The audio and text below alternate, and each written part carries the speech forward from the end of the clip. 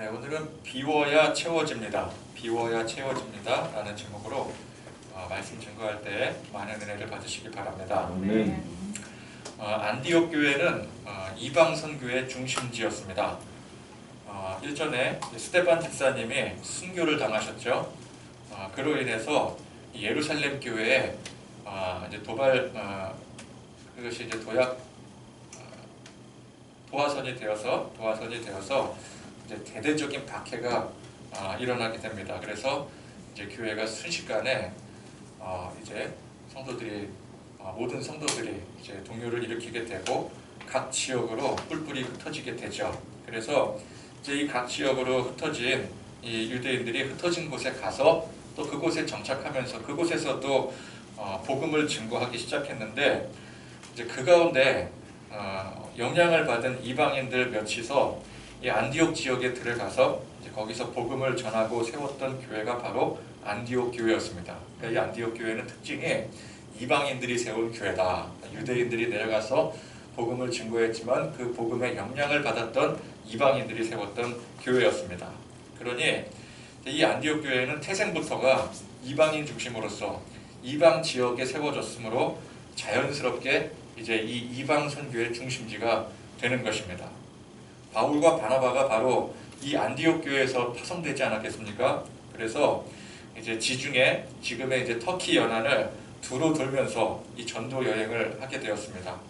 구브로, 비시디아, 안디옥, 이고니온, 루스드라, 더베 등등 이제 이 지역들을 돌면서 그 가운데 수많은 그 지역의 이방인들이 예수님을 영접하게 되고 그곳에 이제 교회가 세워지게 되는 것이죠.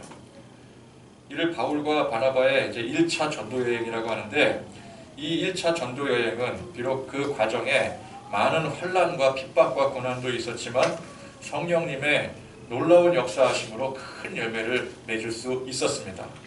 그러니 여러분, 이 안디옥 교회에서 얼마나 큰 기쁨이 있었겠습니까?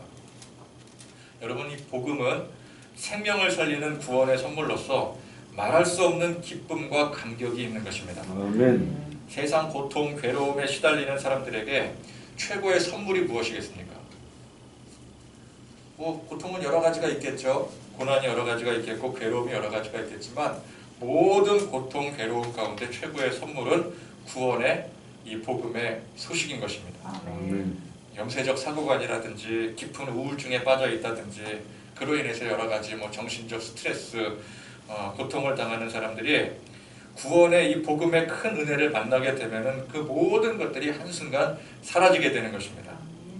여러분, 자꾸 이렇게 일이 되는 게 없고 일이 잘 안 되다 보니까, 잘 안 풀리다 보니까 우울증이 막 생기고 그러면은 이제 약을 먹고 치료를 하게 되지 않겠습니까? 근데 이 약을 먹고 치료하는 것은 물론 당장에는 효과가 있겠지만 이것은 일시적인 효과입니다. 또 이제 우울증이 생기면은 또 약을 먹어야 되고 또 그 약이 내성이 생기게 되고 그러면 더 센 약을 처방을 받아야 되고, 근데 그렇게 약에 의존하는 삶을 살아야 되지 않겠습니까? 그러나 성령 충만의 은혜 안에 거하면은 완전한 치유가 되는 것입니다. 여러분 믿으십니까? 성령 충만해야 되는 것입니다. 그러니까 세상 고통, 괴로움, 슬픔 모두가 우리 주님의 복음의 은혜 안에 거해야만 완전한 치유가 되는 것이죠. 그러니까 복음은 우리의 영혼을 살립니다. 영혼을 살리지만 더불어 우리 육체도 살리게 되는 것이죠. 그래서 이 복음의 기쁨, 이 기쁨은 우리의 영혼을 살리지만 또한 이것이 전염성이 강하다는 것입니다. 그러니까 내가 받은 복음의 은혜에 기뻐하며 감격하며 하나님 앞에 감사하지만 또 다른 사람이 이 복음의 은혜를 누리게 되고 받게 되었을 때 그거를 보면서 나도 또한 기쁨을 느끼게 되는 것이죠. 이 복음의 기쁨이 전염이 되는 것입니다. 나를 구원하신 하나님께서 아직도 이 하나님을 알지 못해서 죽어가는 그 한 영혼 한 영혼을 구원하셨을 때 그것이 마치 나의 일인 것처럼 함께같이 기뻐하며 감격하는 것이죠. 그러니까 우리가 복음 안에 거하면은 항상 기뻐하고 감격할 일들입니다. 그렇죠? 일단 내가 받은 은혜에 감사하잖아요. 감격하잖아요. 그리고 내 주변에 다른 사람들, 특히 우리는 이제 교우들이 있잖아요. 교우들이 우리 한 사람 한 사람이 은혜 받고 기뻐하고 감격하는 모습을 보면서 그게 감사가 되고 기쁨이 되고 감격이 되고, 그러면은 나로 인해서 감사하지만 다른 사람들을 인해서도 감사하고 기뻐하기 때문에 그 가운데 걱정이나 근심이나 슬퍼할 겨를이 없는 거죠. 걱정할 것 같으면 또 다른 사람이 막 기뻐해요. 그럼 나도 같이 기뻐요. 또 근심할 것 같으면 또 옆에 있는 사람이 또 막 은혜 받았대요. 그럼 나도 같이 은혜 받고 기쁘고 좋은 거죠. 감사하는 가운데, 기뻐하는 가운데 자꾸 이렇게 슬퍼할 일이 생기고 걱정할 거리가 생겨도 그게 금방금방 치유가 되는 겁니다. 나 혼자만 기뻐하고 나 혼자만 감사한다면 그건 한계가 있겠죠. 그러나 우리 주변에 있는 사람들이 기뻐하고 감사함으로 그것이 함께 기쁨이 되고 감사가 된다면 그게 참 행복이 아니겠습니까? 그러니까 더 기뻐하고 더 감격할 일들이 넘쳐나는 것이죠. 이것이 바로 우리가 세상을 진심으로 행복하게 잘 살 수 있는 비결인 것입니다.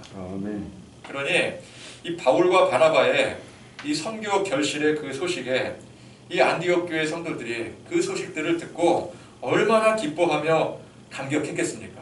이 교회 경사가 일어나게 된 거죠. 자, 이 기쁨의 소식이 보니까 예루살렘 교회까지 파다하게 퍼지게 되었습니다.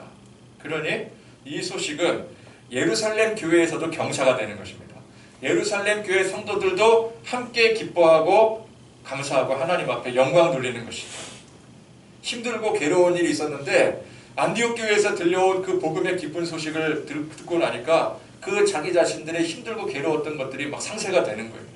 그게 사라지고 막 은혜가 샘솟게 되는 거예요.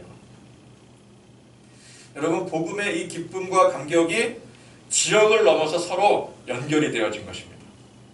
이것이 바로 복음의 네트워크입니다. 그러면 교회들이 이제 서로가 연결되지 않고 서로 경쟁하고 분쟁하고 다투고 있다면 그것은 복음의 네트워크가 연결되지 않았기 때문에 그런 거예요. 그러니까 교회 안에 복음의 기쁨과 감격이 없는 것입니다. 복음의 기쁨과 감격이 없다 보니까 이 복음의 네트워크가 끊어져 있는 거죠. 그러면 그게 가장 큰 문제인 것입니다. 여러분, 이웃교회에 어떤 교회의 성공이 괜히 그거 들으면 뭐 잘됐다 그러니까 그게 배가 아프고, 또 어떤 교회가 지금 뭐 분란이 일어났다, 실패하고 있다, 그럼 괜시리 막 내 마음이 위로가 되고 그런다면은 그건 우리 안에 복음의 기쁨과 감격이 사라진 거예요. 나는 아무리 하나님 앞에 복음으로 인해서 기쁩니다, 감사합니다 그래도 이미 내 안에 그게 사라진 거예요. 복음이 살아있는 교회는 이웃교회의 성공에 함께 기뻐하고 실패에 함께 슬퍼하게 되는 것입니다. 여러분, 우리는 복음이 살아있는 교회가 되어야 됩니다. 아멘. 복음의 네트워크가 연결이 되어서 다른 교회와 뭐 직접적인 교류가 없더라도 이 네트워크, 영적으로 연결이 되어 있기 때문에 위에서 함께 기도하고 또 기뻐하고 함께 슬퍼할 줄 알아야 되는 것이죠. 아멘. 그런데 오늘 말씀해 보니까 이 복음으로 인해서 참 모두가 행복하고 기뻐하는 가운데 그렇지 못한 사람들이 있더라는 것입니다. 자, 1절 말씀해 보니까 어떤 사람들이 유대로부터 내려와서 형제들을 가르치되 너희가 모세의 법대로 할례를 받지 아니하면 능히 구원을 받지 못하리라 하니. 자, 여기서 말하는 이 어떤 사람들 누굴까요? 자, 일단 예루살렘에서 내려온 사람들 아니겠습니까? 예루살렘에 교회와 전혀 관계없는 유대인들은 아닐 것입니다. 유대인들 중에서 예수님을 영접하고 이 교회에 귀의를 했지만 아직도 그 안에 율법주의적인 잔재가, 그 의식의 잔재가 강하게 남은 사람들을 말하는 것이죠. 자, 일찍이 이 예루살렘 교회가 성령의 은혜로 충만하여 날로 성장하게 될 때, 그때만 해도 이 복음을 이방인들에게 전파한다 라는 그런 개념이 거의 없었습니다. 그런 생각이 매우 소극적이었습니다. 물론 예루살렘 교회 안에는 많은 이방인들이 있었죠. 유대파와 헬라파가 나뉘어서 분쟁이 생길 정도로 이방인들이 많이 있었습니다. 그러나 전통적인 이 유대인들 사고관이 이방인들이라 할지라도, 출신이 이방 출신이라 할지라도 우리 안에 이 신앙 공동체 안에 들어와서 같이 할례를 받고 이제 믿음의 공동체 생활을 하면은 인정해 줄 수가 있었어요. 근데 그런 것처럼 교회도 마찬가지였습니다. 비록 이방인들일지라도 우리 안에 들어와서 함께 신앙생활을 한다면은 이제 우리 공동체로 인정해 줄 수 있는 그런 기본적인 분위기는 있었죠. 그러나 거기까지라는 거예요. 거기까지이지 우리가 직접 나가서 이방 지역에까지 가서 이방인들에게 복음을 전한다? 이거는 매우 생소한 개념이었습니다. 여러분 구약 시대에는 전도의 개념이 없었잖아요. 그죠? 물론 이방인들이 들어와서 그 공동체 안에 함께 할 수는 있었지만 그건 이방인들이 들어왔을 때의 얘기고 이미 우리 안에 들어온 이방인들, 뭐 노예라든지 종이라든지 그런 사람들이 하는 이야기고 다른 나라, 다른 민족에까지 가서 우리 유대교를 전파한다 그런 개념이 아예 없었어요. 전도라는 개념이 없었어요. 그러니까 우리가 나가서 이방 지역의 다른 나라의 다른 민족에게 복음을 전한다. 이거는 매우 생소한 개념인 것이죠.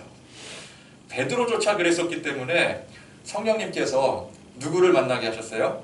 그런 베드로의 사고관을 깨게 하기 위해서 복습해 봅시다. 복습. 고넬료를 만나게 하셨죠. 고넬료 생각나시죠? 고넬료를 만나게 할 때 하나님 먼저 베드로에게 환상을 보여주시죠. 보자기 환상 보여주시지 않습니까? 보자기 환상을 보여주시고 고넬료를 만나게 하신 이유가 뭐였어요? 베드로가 가지고 있었던 그 통념, 복음은 유대인들에게, 베드로조차도 그런 생각을 가지고 있었는데 아니, 복음은 모든 사람들에게, 이방인에게까지. 그것을 알려주시기 위해서 베드로에게 보여주신 환상이 바로 이 보자기 환상이었고 그 직후 고넬료를 만나게 하신 것이죠. 그리고 이제 핍박을 통해서 교회가 강제로 흩어지게 하심으로 성도들이 어쩔 수 없이 교회를 나가게 되는 거예요. 이방 지역으로 도망갈 수밖에 없게 성령님께서 그렇게 만드셔요. 근데 이방 지역으로 도망간 사람들이, 흩어진 사람들이 거기서 뭘 하겠어요? 배운 게 도둑질이라고, 배운 게 복음이라고 거기서 복음을 전하기 시작하는 거예요. 그죠?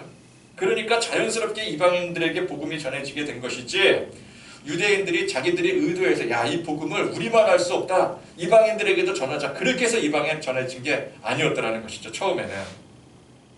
그러니 초대교회는 여전히 이제 유대인들 중심, 유대주의적인 사고가 완전히 깨지지 못한 것입니다. 또 흩어져서 복음을 전했던 그 유대인들도 보니까 유대인들에게만 복음을 처음에는 전하기 시작했더라는 거예요. 안디옥 교회가 어떻게 생긴 거라고요? 유대인들이 흩어진 곳에서 유대인들에게만 복음을 전했는데 초청하지도 않은 이방인들이 와서 그 복음을 들었다가 그들이 은혜를 받고 가서 세운 교회가 안디옥 교회였어요. 그죠? 그러니까 여전히 초대교회는 유대인 중심 사고가 진하게 남아 있었던 것이었습니다. 자, 이렇게 유대주의적 사고를 깨지 못해서 예수를 믿는다고 하면서도 이 율법주의를 벗어나지 못한 사람들은 이방인들이 예수 믿고 돌아온 사실들이 그렇게 기쁘고 즐겁지만은 않았었던 것이었습니다. 그들이 복음을 받아들이는 것은 좋다 이거예요. 그렇죠? 우리 예루살렘 교회 내에도 이방인들 있는데, 그렇죠? 복음을 받아들이는 것은 좋은데 그렇다고 해서 그들을 우리와 똑같은 유대인으로 취급하면은 그건 안 되는 거죠. 그게 매우 불편했던 거예요. 무엇보다 불편한 것은, 다른 것도 다 불편하지만 무엇보다 불편한 것은 그들이 할례를 받지 않은 이방인이라는 사실이었습니다. 자, 할례가 무엇입니까? 일찍이 아브라함에게 하나님께서 명하신 것으로서 하나님 백성으로 삼는다라는 증표예요. 중요한 이 생식기, 남자의 생식기의 표피를 베어낸다라는 것은 세상과 구별됨을 의미하는 것입니다. 그래서 하나님의 백성은 하나님 백성답게 세상에 속하지 아니하고 구별된 하나님의 백성이 되어야 된다라는 증표에서 모든 이스라엘 백성들, 하나님을 믿는 하나님의 백성들은 할례를 행하게 했어요. 그래서 그 이후로 남자들은 전통적으로 태어나서 8일 만에 할례를 의무적으로 받게 되어 있습니다. 그래서 이스라엘은 사실상 이 할례의 유무가 굉장히 중요했습니다. 출생보다 더 중요한 게 할례예요. 그러니까 이방인이라 할지라도 할례를 받으면 그 사람은 유대 공동체 안에 한정적이나마 인정해 줄 수가 있었습니다. 그런데 이 할례 행위라는 것이 이게 의식적인 행위 아니겠습니까? 이게 의식적인 행위라는 거예요. 성경 잘 보면은 모든 행위들, 할례뿐만 아니라 모든 성경에 나와 있는 행위들은 그 행위 자체의 의미가 있는 게 아니에요. 그 행위는 항상 상징성을 가지고 있습니다. 그럼 무엇에 대한 상징을 갖고 있느냐? 이 할례에 대해서 로마서 2장 28절에서 29절에 바울이 해석을 한 장면이 있습니다. 제가 읽어드릴게요. 무릇 표면적 유대인이 유대인이 아니요 표면적 육신의 할례가 아니니라. 오직 이면적 유대인이 유대인이며 할례는 마음에 할지니 영에 있고 율법 조문에 있지 아니한 것이라. 자, 예수님께서 십자가의 희생으로 구원의 모든 역사를 이루셨습니다. 이 예수님의 십자가를 기준으로 이전까지의 모든 행위들이, 즉 구약시대의 모든 할례를 포함한 모든 행위들이 바로 이 예수님의 십자가를 가리키는 것입니다. 그러니까 모든 행위가 무언가를 상징하는 거라 그랬잖아요. 바로 예수님의 십자가를 상징하는 것이죠. 그러니까 율법의 수많은 조문들, 이 할례의 행위까지 모든 구약의 행위들이 바로 이 예수님을 가리킨 것이었습니다. 그러니까 예수님께서 이 모든 상징들을 십자가의 희생으로 완성하신 거였어요. 그러니까 예수 십자가 앞에 이전까지의 율법 조문이라든지 의식적 행위라든지 할례의 행위 모든 것들이 이제 예수님을 통해서 완성이 되어진 거예요. 그 상징이 비로소 실제가 된 것입니다. 그러므로 이제는 예수님 이후로 이 의식적인 행위가 필요가 없어지는 거죠. 왜? 의식적인 행위는 예수님을 다 가리키는 것이었고 상징하는 것이었는데 예수님께서 그걸 다 완전히 이루셨잖아요. 그러니 이전의 상징은 필요가 없어지는 거예요. 의무를 다한 거예요. 그래서 이후로는 이제 그 상징적인 행위를 행하는 것이 아니라 예수 십자가를 믿음으로 영접해야 되는 것입니다. 우리는 율법의 완성이신 예수님의 복음으로 모든 의식적인 행위에서 해방이 된 거예요. 이제 거기에 머무를 필요가 없는 거예요. 예수님이 새 법을 이루신 것이었습니다. 그래서 우리는 구약의 율법에 행하는 모든 행위들을 하지를 않아요. 그죠? 우리는 어떻게 해요? 이제 신약에 예수님의 십자가 붙들고 하나님 앞에 나와 예수 이름으로 예배드리는 거예요.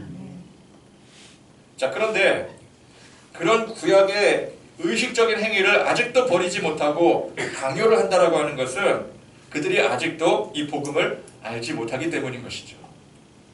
복음을 알게 되면 내가 복음으로 인해서 그 이전에 행해왔던 모든 그 율법적 또 그 의식적 행위들이 이제는 끝났다라는 것을 알게 되는 거 아니겠습니까? 이게 복음이잖아요.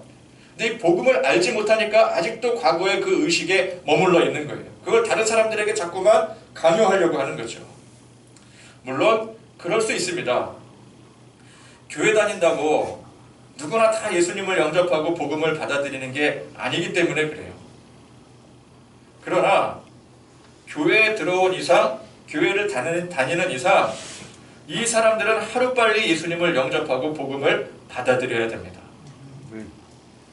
교회에 다닌다고 모든 사람들이 다 복음 안에 거하는 것은 아니지만 복음 안에 거하지 않으면서도 교회 다니는 사람들이 하루빨리 이 복음 안에 들어와야 되는 거예요. 복음이 핵심인데 복음 없이 무슨 유익으로 교회에 속해 있겠습니까? 그런데 오늘 말씀에 이 어떤 사람들은 그런 복음 안에 들어올 생각이 없는 것 같아요. 복음을 받아들일 생각이 없는 것 같습니다. 그런데 보니까요, 열심은 있어요. 열심은 특심이에요. 자기들이 진리라고 생각하는 것을 관철시키기 위해서 보통은 어떻게 해요? 주변에 있는 사람들한테 자꾸 찾아가서 그렇게 하면 안 돼. 이거 해야 돼. 할례 받아야 돼. 뭐 율법 준수해야 돼. 그러겠죠? 근데 이 사람들은 그 정도 열심이 아니었던 모양이에요. 예루살렘에서 안디옥까지 내려가서 안디옥 교회에 있는 성도들에게 그걸 자기네들이 가지고 있는 그걸 자꾸만 가르치고 그렇게 이제 전파하려고 하는 겁니다. 굉장히 열심이죠. 관철시키려고. 그죠? 이 정도면은 굉장한 열심이잖아요. 여러분, 내가 알고 있는 진리를 우리 주변에 있는 사람들에게 알리는 것은 좋은데 막 다른 지역에까지, 다른 나라에게까지 가서 막 전할 정도면은 굉장한 열심이잖아요. 그죠? 이 사람들이 열심을 했어요. 그러나 그 열심으로 복음을 받아들이고 주님의 은혜 안에 사명 감당하지 못하고 전혀 엉뚱한 일을 열심히 하고 있으니까 이게 안타까운 일이죠. 그러니까 무조건 열심히 하는 게 좋은 게 아니죠. 교회에서 무조건 열심히 충성하라. 무조건 열심히 충성하는 게 그게 좋은 게 아니에요. 알고 충성을 해야죠. 알고 충성을. 모르고 충성을 하면은 그 충성 어디 가는 충성입니까? 그죠? 무조건 충성만을 고집하는 거 그거 좋지 않은 것입니다. 그들은 이방인들이 예수를 영접하고 구원받았다는 사실이 기쁘기보다는 그들이 할례도 받지 않은 채 우리 공동체 안에 들어오려고 한다는 사실이 그게 매우 불편했습니다. 그것을 큰 문제라고 생각을 했고요. 그래서 안디옥까지 내려와서 사람들을 가르치기 시작합니다. 자, 그래서 이 사람들은 결과적으로 볼 때 복음의 방해꾼들이죠. 이게 참 안타까운 일 아니겠습니까? 자기 딴에는 열심히 한다고 하는데 열심히 하는 그 행동이 복음의 방해 역할이에요. 그런 사람들이 이제 각 지역에 이 안디옥뿐만 아니라 각 지역에 뭐 안디옥만 갔겠어요? 여러 군데 갔지 않았겠습니까?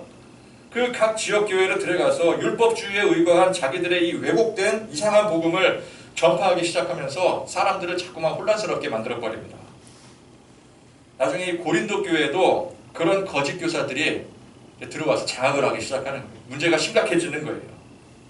사도 바울이 이런 문제를 바로잡기 위해서 얼마나 애썼습니까?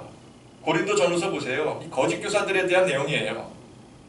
오늘 말씀에서도 이런 사람들 때문에 그 평화롭고 은혜가 넘치던 안디옥 교회 안에 다툼과 변론이 일어나게 되었더라는 것입니다. 여러분, 복음주의자들이 왜 굳이 다투고 분쟁하려고 하겠습니까? 복음의 방해꾼이 들어오니까 그 가운데 다툼과 분쟁이 생기게 되는 거예요. 복음의 진리 안에 거하면 다툼이 생길 이유가 없습니다.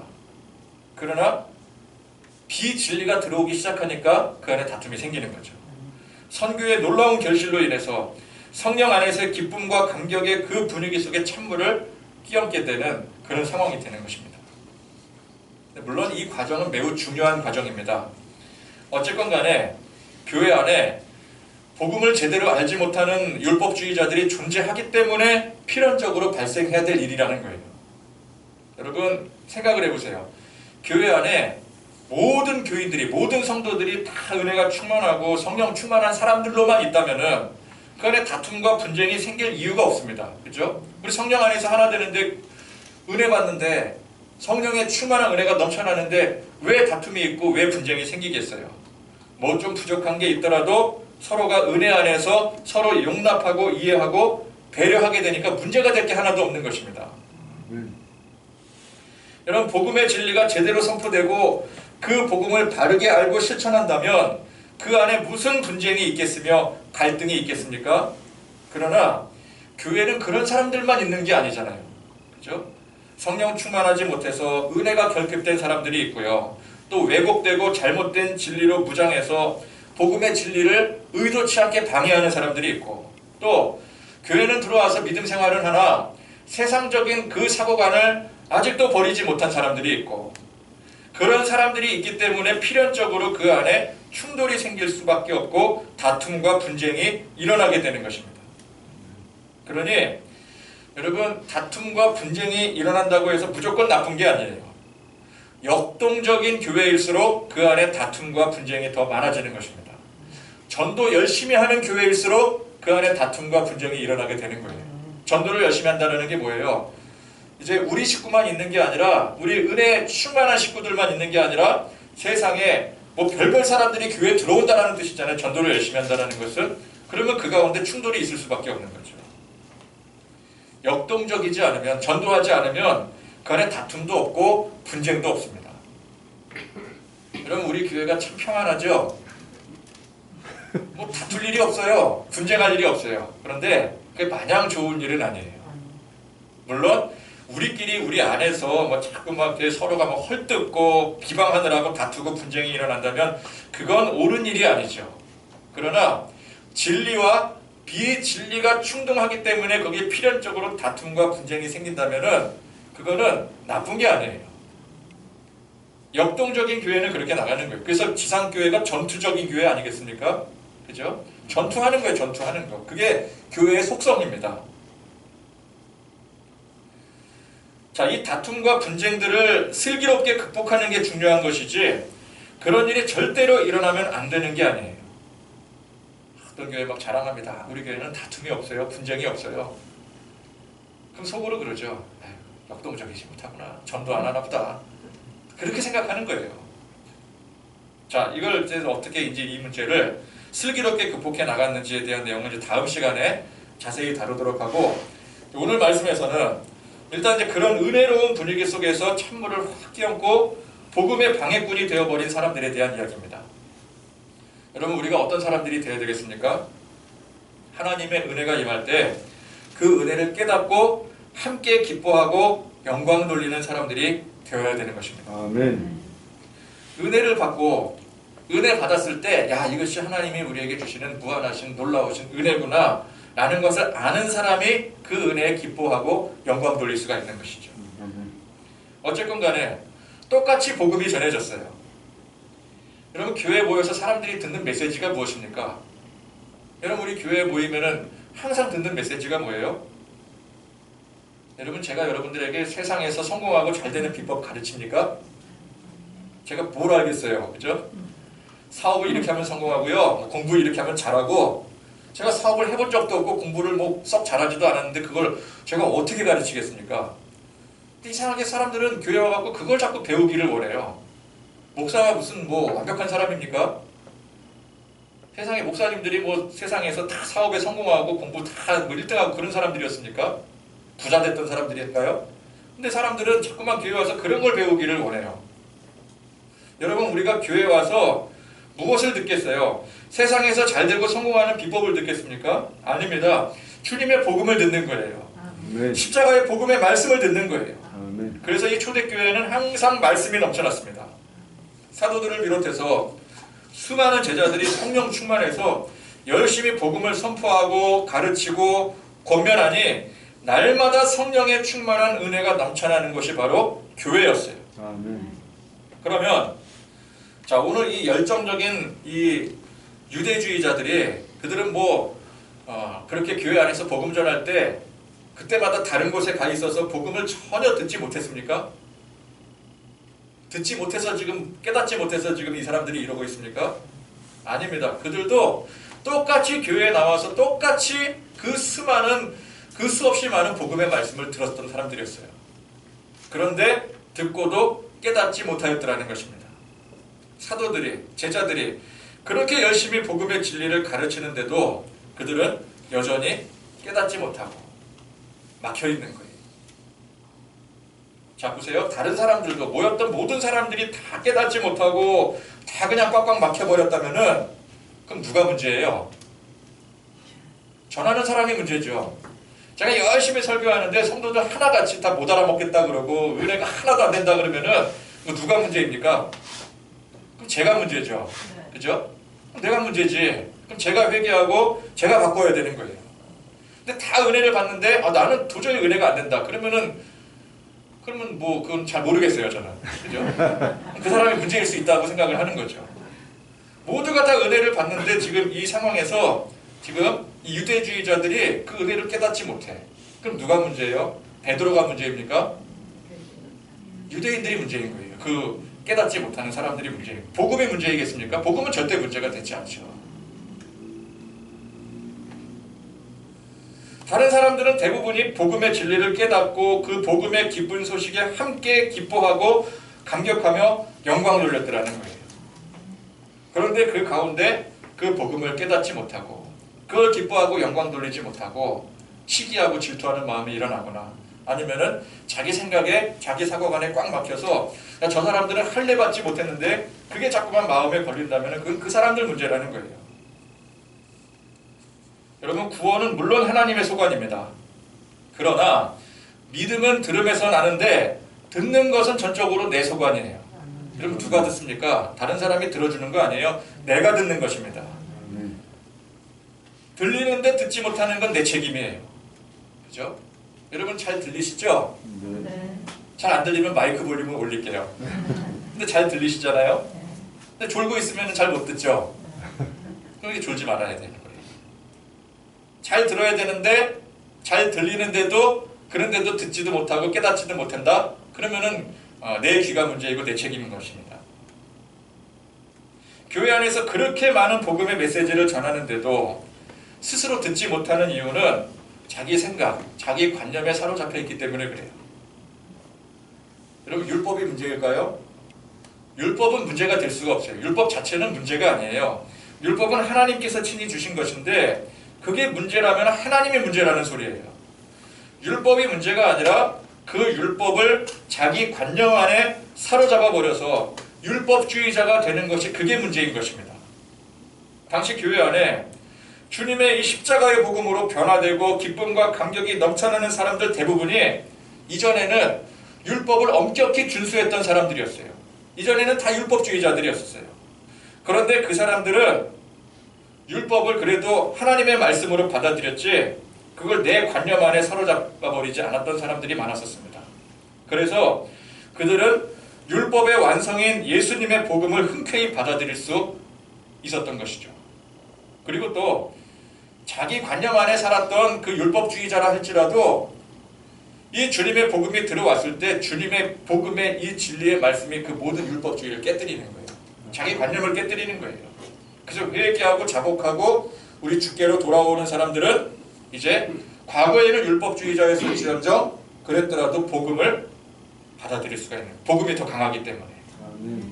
그런데 일부의 사람들은 그 과거에 율법주의에 연연했던 자기 그 의식이 자기 자아가 너무 강한 나머지 복음이 들어와도 복음이 물러가 버리는 거예요. 그 안에 틀어박혀 있는 자기 자아가 너무 강하기 때문에.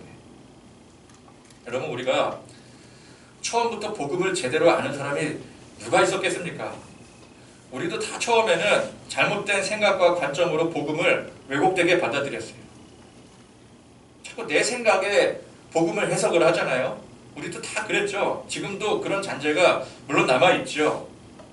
그럴 수밖에 없는 게 우리는 원래 세상에 속한 사람들이었고 복음의 진리를 제대로 알지 못하는 상황에서 이 복음을 받아들이기 때문에 그 복음이 제대로 들려지지가 않는 거예요. 그건 자연스러운 것입니다. 그러나 이 복음의 진리의 말씀이 우리를 다스리게 되고 우리를 친히 가르칠 때에 우리는 점점 이 복음의 진리 안에 들어갈 수가 있는 것입니다. 여러분 우리는 다 그 과정을 살고 있는 거예요. 처음에는 내 생각과 세상적 관념이 너무 강해서 복음이 들어와도 자꾸만 부딪혀 나가요. 튕겨져 나가요. 복음을 이상하게 해석을 해요. 그러니까 자꾸만 내가 복음이 되고 또 율법주의가 되고 기복신앙이 되어버리는 거예요. 그런데 하나님은 포기하지 않으십니다. 계속해서 복음의 말씀을 우리에게 가르쳐 주세요. 복음이 계속 들어와요. 계속 들어오다 보니까 내 자신이 허물어지게 되는 거죠. 인생 고난을 통해서도 하나님 우리에게 주시는 그 은혜의 방편을 통해서 내 안에 내 자아, 생각, 관습 그런 것들이 차차 무너지게 되면서 이 복음의 진리가 우리 안에 자리를 잡게 되는 것입니다. 점점 우리는 복음의 진리 안에 들어가게 되는 것이죠. 우리 그 과정을 살아가는 것입니다. 그래서 우리 안에 이 성령님의 자리를 마련해 놓아서 그 안에 성령님이 거하시게 할 수가 있는 거예요. 그런데 그렇게 성령님이 친히 좌정하시고 진리의 복음으로 우리를 다스리지 못하게 방해하는 게 그게 바로 우리의 생각, 우리의 관념 그 틀 아니겠습니까? 그걸 버려야지, 비워야지 성령님이 들어오시는데 그걸 버리지 못하면 여전히 우리는 진리 안에 거하지 못해서 오늘 이 말씀의 율법주의자들처럼 그렇게 살게 되는 거예요. 예수를 믿는다고 하면서도 여전히 내 안에 내 생각과 내 습성이 가득 차 있기 때문에 성령의 은혜가 들어오지 못하게 되는 거죠. 과거의 경험, 어설프게 배운 지식들. 여러분, 우리 세상 지식이 그게 완전한 지식이 아니잖아요. 그죠? 하나님이 가르쳐 주신 지식이 아니라고요. 어설프게 배운 지식들이에요. 그런 것들이 우리 머릿속에, 가슴속에 그냥 꽉꽉 들어박혀 있어요. 세상에서 우리 배움이 얼마나 많습니까? 우리 특히 한국 사람들은 교육열이 높잖아요. 많은 것을 배웠어요. 그런데 여러분, 예수 믿게 되면은 그 배웠던 많은 것들 다 덜어내야 되는 거예요. 왜? 그게 다 어설픈 지식이기 때문에. 그러니까 많이 배운 사람들일수록 힘들어요. 공부 잘한 사람들일수록 예수 믿기가 참 힘들어요. 왜 내가 지금까지 이 공부한 이게 얼마인데 이걸 어떻게 버려? 그걸 다 부정해야 되는데. 그걸 다 부정하는 것은 아니지만 내 자아를 부정하면서 그걸 다 덜어내야 되는 거예요. 근데 그게 힘든 거죠.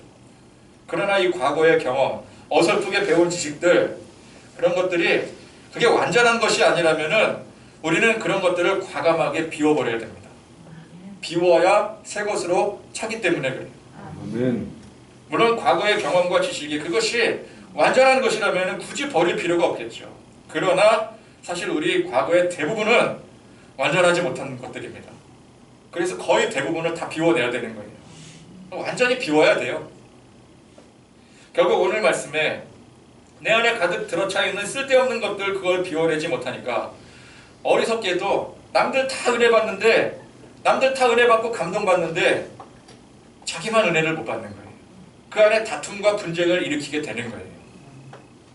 여러분 우리는 적어도 이 복음의 방해꾼이 되어서는 안 됩니다. 복음의 역사의 현장에 함께 기뻐하고 감격할 줄 알아야 되는 것입니다. 아멘. 그러기 위해서 항상 우리 자신을 비우고 겸허하게 낮추고 우리 겸손히 주님을 바라보는 성령의 충만한 은혜를 간구하는 그런 저와 여러분들이 되실 수 있기를 간절히 축원드립니다. 아멘. 말씀 생각하시면서